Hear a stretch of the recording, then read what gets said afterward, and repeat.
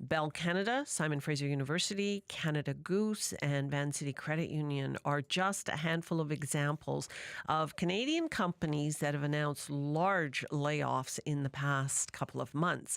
Mark Ting, our guide to personal finance, is here to talk about some of the financial steps he took to safeguard his family after learning that his wife's position with Vancity will be phased out by the middle of August.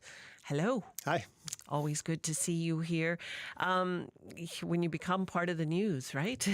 What was your initial reaction when you heard that your wife was being laid off? Yeah, it was surprising. She was very well liked at her branch. She had a position that wasn't overly expensive. Like she had sort of an administration role, so I didn't think she'd be caught up in like those cost-cutting initiatives.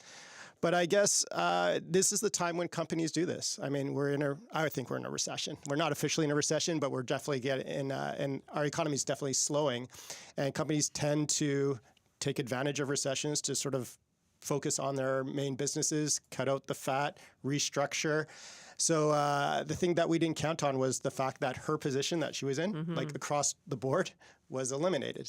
So again, surprising. So once the surprise wears off, the shock, I can't believe this happened. What were your first steps to protect your family's finances? So with personal finance, there's always the offensive and the defensive. So right away, I'm thinking that defense often wins the war. And I was like, okay, so first off, I'm very glad that we have an emergency fund. I almost used to begrudge my emergency fund because it was money that I just kept in the bank.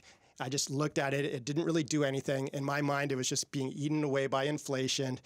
But now that this has actually happened to our family, I'm so glad I have it. So that's what you get with these emergency funds is that flexibility. That's the sort of the trade-off. But the thing is, I didn't really know where my emergency fund was. Like I knew I had it at the bank, but it was also in different compartments. Some of it was in term deposits, some of it was in GICs, some of it was like liquid cash. So the first thing I did was an inventory of all my finances, particularly my short-term finances, because I separate them into short-term, mid-term, and long-term. And I wanted to really get a good grasp on how much of emergency fund I actually had and how long it would last. Once I had that under control, I sort of looked at my inflows and outflows of our budget. So certain things we could not compromise on. So food, housing, I'd put the dogs in that category. Kids would get rid of me before they got rid of the dogs. So definitely they're staying. But other things we could compromise on. If it ever got to the point where we had to make cuts and the emergency fund was sort of dwindling, then I wanted to know where could I cut first. So things like we have house cleaners. They don't come in that often. They come in once every 2 weeks, but that's like $100 a time that we could forego. Or a car, for example. We lived with just one car for over a decade. And the only reason that we have 2 cars right now is because my son was learning to drive. And if it ever came to that, then we can get rid of that. So I wanted in my mind to know exactly how much money I had, how long it would last, and if it started dwindling, where I can make my cuts first. So I wanted a plan. So that's the defensive side. Let's talk about the offensive side. So the offensive side was my wife was heartbroken. Like it impacted her. So, but the thing is, like, what's done is done. So I said, we got to move on. Like, there's no point dwelling on this. So let's start looking for a job. She got it about a week ago, and she wasn't looking for a job previous to this announcement. She was very content, but she looked for a job, and she found one. So she didn't get the job. She found a job listing that she really liked. Okay. And it was perfect for her. It basically checked all the boxes. She's like, I would love to do this job. And a candidate pool would be quite small because they needed someone who was fluent in Japanese. She is Japanese as well as English. So on the offensive side, I was like, this is a perfect job for you. Let's really put some effort into your cover letter, into your resume. So we really put some effort into it. We did several incarnations because my idea was, or my thought process was, you only have one chance to make a first impression. Let's give it a full 100%. Of course. So that was one part of it. So searching for the job. And then the other thing is, well, look, what else do we have going on? Well, there's always EI. So we had to sort of look into that. And it also said, don't give up on Vancity. Vancity is a great place to work. You have a lot of supporters in Vancity. Your job was eliminated. It wasn't personal. So maybe there's another opportunity there. Like go talk to your management, see if there's anywhere else out there. So those are sort of the things that we looked at, and I think she has a pretty good shot at landing something. Well, absolutely fingers crossed for that. But how do you think things are going to play out over the next couple of months?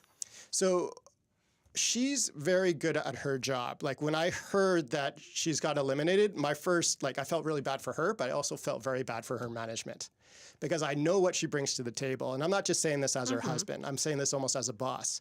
Because the one thing that she has going for her is she solves a lot of problems at the branch, and she takes a lot of the responsibility in terms of organization and dealing with things off the shoulders of the management.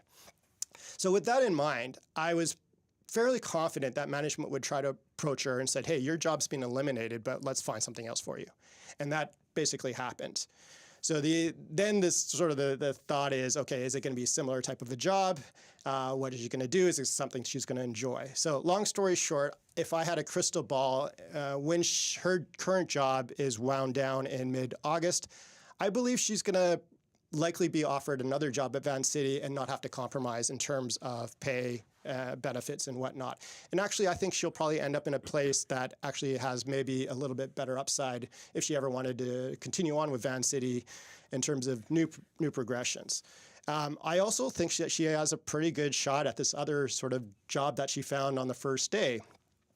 We put a lot of effort into that, and if they ever got to the point where they, read the resume and called her references, I think there's a pretty good shot. So this could be a little bit of a blessing in disguise. And just quickly, so lessons that you learned, something you would have done differently? So the couple of things I learned from this was that how important that emergency fund was. Like I used to dismiss it, as I mentioned, as well as diversification. There's a lot of people at Vancity where both people, husband and wife, ended up leaving. So the fact that we have some flexibility is because I have a different job in a different industry than she does. Thank you so much, Mark. Thank you.